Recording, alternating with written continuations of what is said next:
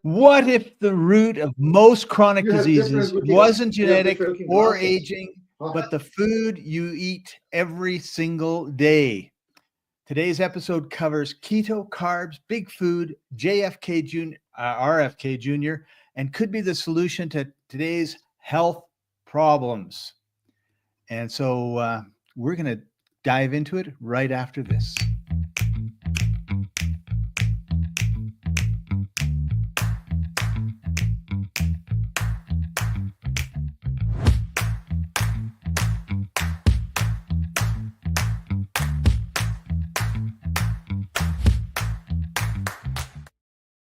Welcome, everybody. This is the Life Enthusiast Health Shots podcast, restoring vitality to you and the planet. I'm your host, Scott Patton. Joining us, as usual, health coach Martin Patella. Hey, Martin, how are you doing today? Full of vim, vinegar, piss and vinegar. Awesome. Yes. Awesome. We got a full Yeah.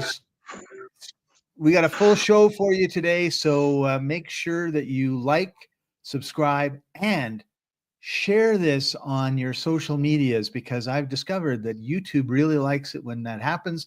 We feel this information is very important. We need to get it out to you, and we need to get it from you out into the world.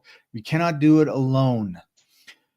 No man is an island. Yes, And those we really need. I'm sorry, Scott, to interrupt. We do really need the help.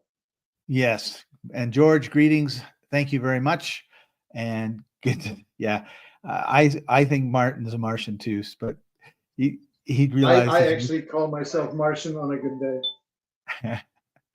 So there is some big news, Martin, that you noticed right when we went live. I put on these glasses. These are new glasses.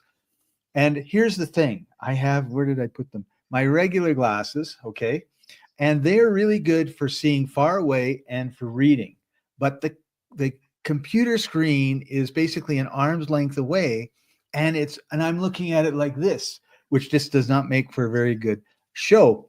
So I went to my optometrist and I said, please, I want it so that I can see this far, right? Arm's length. Not this far and not like way down there far. So they did it. And then the first time I got the glasses, this lens was the original lens, which had no anything in it, right? Just glass. I said, it didn't work. And they were trying to convince me like, no, I said, no, I cannot see out of this. And then, so then it went back, it came back, and I said, incorrecto. And I said, I just got it before I left Colombia to be here. So Kevin also says hi, and George says hi, Kevin.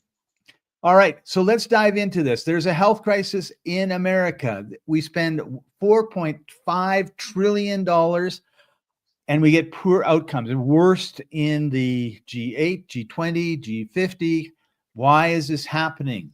We have Big Pharma, Big Food, and they are feeding into a medical system. So let's talk a little bit about chronic illness. Why is it? Let me rant about taxation for 1 minute, please. Okay. Goes something like this. We take subsidies from our taxpayers' money, and the Congress puts it into agriculture, and they subsidize them to grow corn, wheat, soy, and a couple of other things. They call it strategic reserves. And they're strategic because they can be stored for multiple years. The worst of it is the corn and wheat subsidies. Just stupid. Anyway, so you put money from my pocket into the government, they give it to the farmers.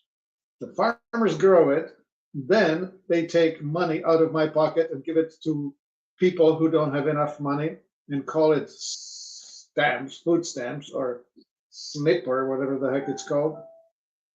And so these people now are buying with tax-supported money, tax-supported product that make them unwell.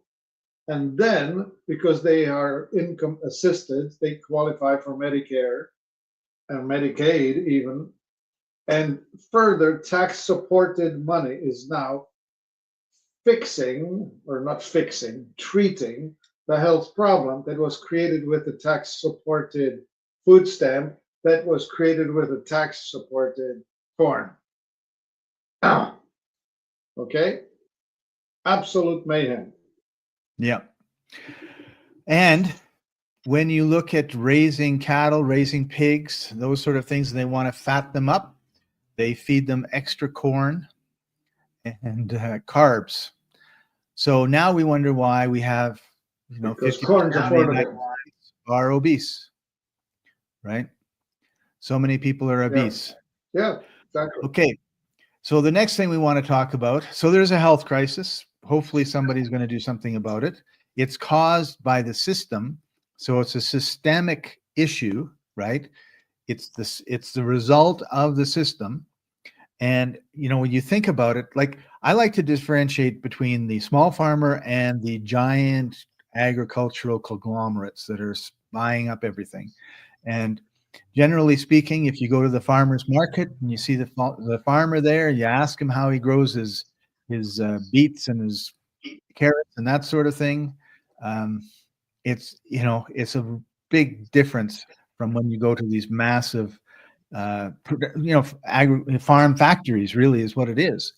And we have to get back to the answer, Martin, in my opinion, is growing your own food. There's no reason why most people can't grow their own food in their backyards if they're living in a house with a backyard, right? Which a lot of people are. Put some chickens in. I remember looking at a house in Pasadena, California, and it was a regular suburban house in Pasadena, and they turned it into a field. It was a half-acre property, and they had front lawn, backyard. They had goats, chickens. They grew potatoes and all kinds of vegetables. Like you wouldn't believe it. They were taking 3 crops a year off of that property. Yeah. They had their own eggs. They had their own goat milk. Unbelievable. Yeah, true self-sufficiency is not depending on the government for food or the grocery store for food. And to be able to grow it, can it, get your own eggs. There's nothing like getting your own eggs. It's unbelievable. All right. So if chronic illness is mostly caused by diet, why do doctors never ask, what are you eating? Because they are not educated about it. Because 7 years of their education is spent memorizing physiology and Merck's drug manual. They need to know that if this symptom, diagnose, and after diagnosis, prescribe. That's all they know. They don't know prevent. They don't know nourishment. I think the totality of doctors' education about nutrition is 2 lectures. Yeah. Okay, so we're going to talk about real food. We're going to talk about junk food. And before we jump into that, Robert F. Kennedy Jr. just announced that all food dyes are banned. I might not have that 100% correct. No, you don't have it right, Scott. No, what they celebrated, and it should be celebrated, is that they're saying all things that are already banned in Europe or Canada, they are now banning in the United States. So that the same companies like Kellogg, Nabisco, and whatever, Unilever, that already sell the products in Europe and in Canada free of these toxic, they call them petrochemical-based food dyes, are now going to switch to the Euro food, essentially. So is that an improvement? Good. But very small amount of pain to the food companies, and they have a year and a half to get it implemented. Okay. I just saw the headline, banned all dyes. Okay. Petrochemical dyes. You can still use carrots or beets or blueberries to color your stuff. Well, the red dye was supposed to be really bad. Oh, it's horrendously bad. It's carcinogenic. It's also involved in causing ADD, ADHD, autism, that sort of thing. Not fun. Okay. So how would you define real food versus junk food? Well, so while you're thinking about it, I'll tell you my definition, which is anything inside the grocery store that is not on the outside aisles is and although some stuff on the outside aisles is still junk food, but everything inside is junk food. It's super processed.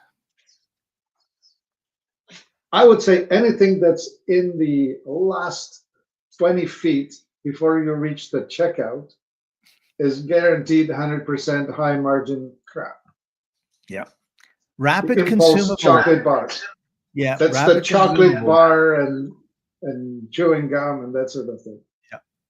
Because you'll have if it gets an end, you leave the store. Yeah. If it gets an end display, it's probably junk. Because it has to be high margin to get an end display because it's a moneymaker. Right. So junk food, can it supply? To define junk food. I think we have a little bit of a lag. I don't know. It's just a bad word. We have healthy food and we have unhealthy food. We have food that's too much carbohydrate. How would I define it?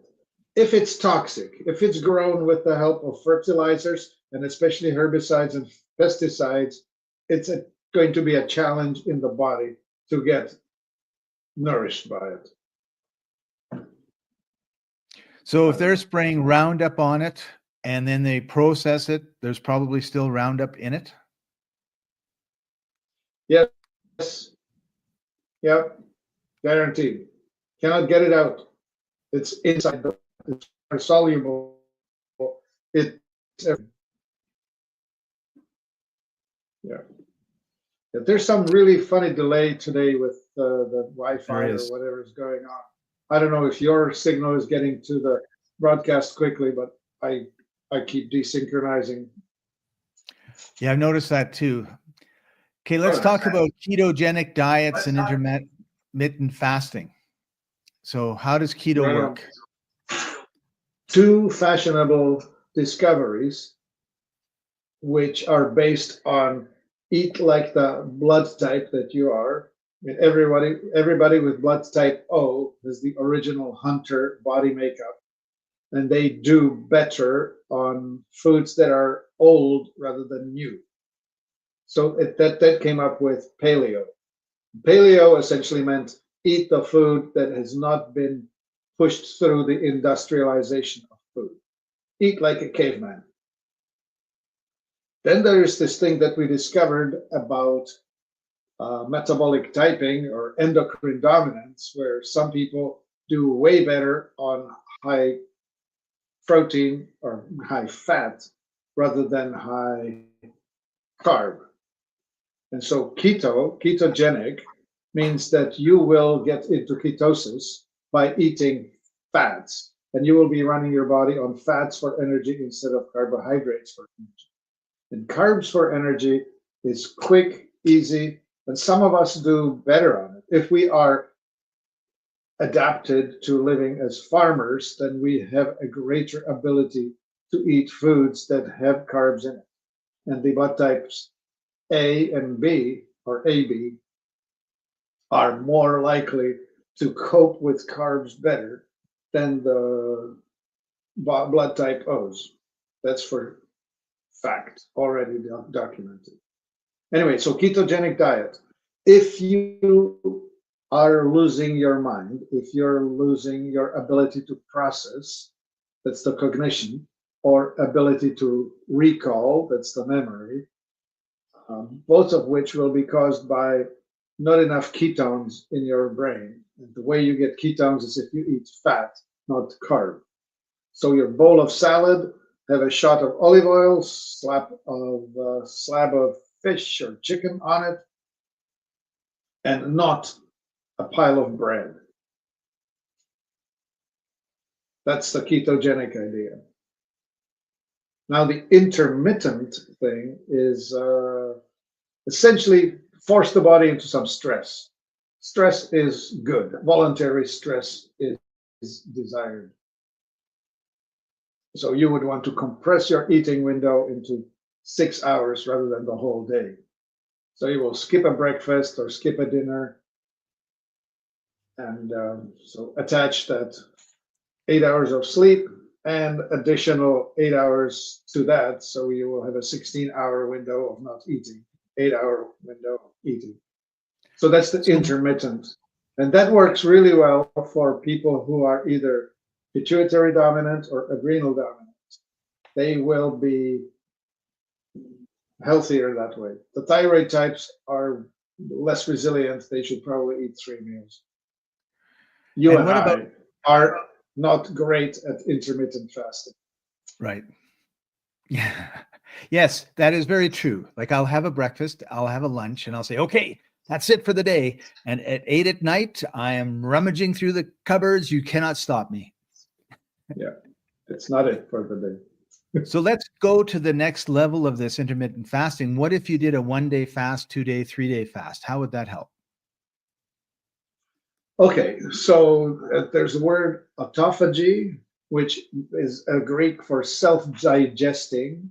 And what you want to accomplish is allow the body to have a rest from metabolic duties. When there's no food coming in, there's no metabolic work, and the body can just dump stuff and digest it away. So 1 day a week of not eating at all, 24 hours, skipping it, was the original biblical Old Testament method. Then they modified it and said, just eat fish on Friday. But they really meant 24-hour break in eating. I'm not particularly good at it.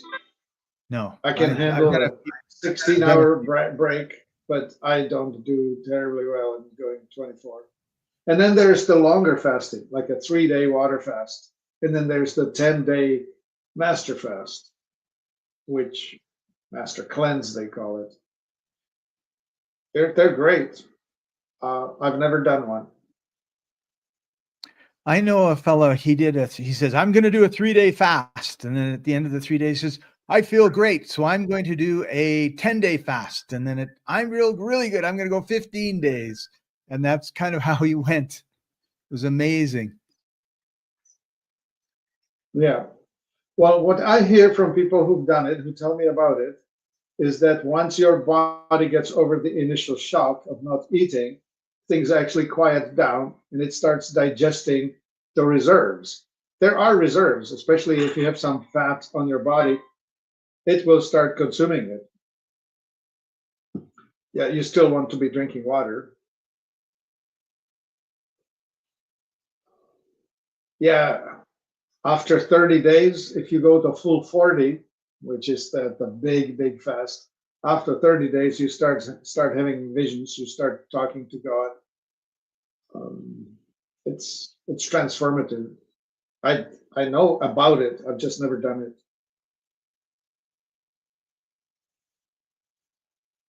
All right, Martin, let's talk about the latest person to be in charge of health from the United States, Robert F. Kennedy Jr. It's been a couple months now. What do you think of the performance that he's done? He's got an ugly big job to deal with because he needs to transform multiple organizations from thinking one way to thinking another way. He needs to get the philosophy changed. And so I'm watching the teams that he's assembling, and I'm watching the transformations, and it's really good. There are some really good people around him. And what I'm hoping to see is that especially the NIH and CDC will start coming back with real science. He calls it the gold standard science, which will be reproducible science. When you make a test and you publish it and somebody does the same test and the results are the same, that's known as the gold standard. Anyway, they're working on the studies for things that the drug companies never wanted to hear about. My wish and my hope is that he will somehow find a way to ban advertising of pharmaceutical products in mass media. When the newspapers, TV channels, and internet will no longer be allowed to advertise pharmaceutical drugs. prescription drugs, when it will be only up to the doctor to talk about That's a major it. thing, When isn't that it? takes place, when Because that takes place, people go into their doctors well, and they right now, say, Scott, "Oh, yeah, oh the dear." timing is just, there's a 3 second delay, and you think that I'm not talking, but I am. I think you're not talking, and you are. Anyway, I want to say this. The newspapers are not writing about anything that would go against the interest of their biggest advertising source, which is the pharmaceutical companies. So the public is intentionally miseducated by withholding the information that belongs. Oh, look at that. Kevin, whoa.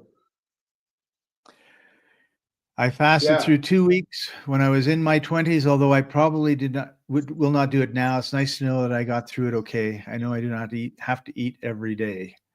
And George is like, good for you. Well done, Kevin. yeah, no kidding. Well done. Well, some people handle it better than others. I have been testing myself to see how far I can go. So these days, I'm perfectly okay not eating until about 2 p.m. I'm skipping the breakfast. But by 3 o'clock, I'm losing my marbles. And if Hmm. like yesterday, for example, I did not eat at all. I didn't have my smoothie, and then I went straight for dinner, which was I had a salad and a piece of chicken with it. And by the time I was at 5 o'clock, I was no longer willing to exercise, which I normally do. So I was just running low on energy to the point where I was unwilling. I was just not willing to convince myself that I can actually do the exercise routine that I usually do. Oh, and the other thing that I've been pushing my body with is cold showers. Hmm. That's an interesting one. Yeah. Again, it's a bit of adversity goes a long way. When you first turn it on, it's like, whoa. It's hard. I've been in a few places where I've had to have cold showers because there was no hot water. And Yeah, boy, oh boy, it was tough. yep. But, So I'm now doing it and, voluntarily. It's an interesting process. right. Yeah. When you have the choice, boy, it's really hard not to turn the hot water on. Yeah, right. I heard Gary Brecka in one of his seminars say, aging is the relentless pursuit of comfort. And I thought, wow, this is so clever. Yeah. Yeah. We want to be, Yeah. and Okay. true health comes from discomfort, right? Like it's easy to eat the donuts, easy to eat the chocolate cake and the ice cream. Not so easy to eat vegetables and other stuff that hasn't been processed and designed to make all those little things in Yeah. our tongues bang off. Yeah. All that food prep. Yeah. I know. I get lazy and don't make carrot juice because it takes an hour to do the food prep and especially the breakdown. The whole thing is such a mess. But I'm Yeah. learning to convince myself that I need to do the right thing. And I think it's a matter of deciding, like, do you want to watch an hour of Netflix or do you want to eat healthier, right? Like, there's always Yeah. a trade-off, and the trade-off is something comfortable, right? It's like, I'm not cooking my meals because I'm listening to music with my eyes closed on a hammock, or I'm not cooking my meals because I'm Yeah. watching a sports Yeah. show. It's not, I'm not cooking. It is never, I'm not cooking my meals because I have too much work I have to do, or I'm digging a ditch in the backyard so that I don't get a flood, or, there's nothing that's important. It's all comfort oriented things. Yeah. Agree. All right. What's the next thing in your lineup? Well, we Are actually we talked. going to just say, are we going to say, okay, I think Robert Kennedy is challenged with a gigantic job, and as much as I can tell about it, he's having some successes. and it's a huge strategic job. I heard some people saying, "Hey, Robert, how come you caved and didn't condemn those vaccines or that you're fighting? This is a tiny little battle, just like it." Yeah, he's. I agree. Like he has a huge job ahead of him, and I think he has mapped out the steps he needs to take to make that happen. Like George says, like trying to turn a ship in the ocean, and he has Yeah, to. big, If big he one. goes too far too fast, there's a significant number of people that still believe the mainstream media, still believe the doctors and Fauci and those people, and he Yeah, has to shift enough of them over, and that's where like the real science comes in, and we're starting to see lots of articles about excess deaths, about things not being right, about autism, and all of those things. And I think that I give him a couple of years. I think he has 2 years. I think when we have the midterm elections, if he hasn't done it, there's a backlash against him. I don't know that they'll be able to push it through. So I'm really hoping that, and he goes and they have these open meetings, and President Trump asks him a question, and he says, "We're going to have scientific evidence about what causes autism by September." Well, if that happens, boy, oh boy, that's the beginning of the decline of Big Pharma, as far as I'm concerned. Yeah. George says we want science, not scientism, which is what we have right now. And unfortunately, converting people is not easy. yeah, oh yeah. So our last thing before we go, Martin, is No, because it's a really is the 48 medication problem in elder care. The average assisted living resident is on 48 medicines. So when they've you cannot possibly be right. When they've done nutrition-based You cannot recovery, possibly be right about it. they reduced meds by 47% by changing the food. Overprescription is treating side effects of previous meds, not root causes. So that's the future if you go down the path, right? Yes. Yeah. I remember a T-shirt which says, "I've taken the blood, what's it called? I've taken the blood thinner medication, which was taken because of a side effect from the high blood pressure medication that I took, because it was taken because of my vitamin deficiency that my doctor never told me about." Right? It starts as a nutritional deficiency that is not discovered, that's covered over by a drug that leads to a destruction of a particular tissue that is followed by a surgical intervention that is followed by death. Yeah. Yep. So that is the problem. I have a friend who's 10 years older than me, and I thought, you know what? If I watch him, I can see what's probably going to happen to me. And 10 years after his divorce, I got divorced. 10 years after this, he happened to him, something else happened to him, it happened to me. And what I made sure to do was eat better than he ate and exercise better than he exercised. He's on, I don't know how, like it's just this pile of medicine, and blood thinners is one of them. And and I'm on none. So it's just like you know where the road leads, and you can decide if you want to take that one or you want to take the road to health. And we recommend the road to health. So Martin, we got 2 minutes left. Our call to action today is rethink your plate, and you might change your future. Next week, we're going to be talking about why your health isn't just physical, and we're going to be talking a little bit about what we're going to be dealing with in May. And so, Martin, last? If I were to do any one thing, I would say Humec Fulvic acid in your diet is going to improve the terrain in your gut so that the absorption of nutrients is enhanced because the microbes are feeling better. I mean, it could be one of those simple things like add humic acid. There you go.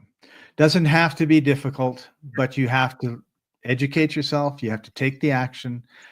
Listen to our shows, share them, like them, subscribe, and we'll see you next week, everybody. Thanks for joining us.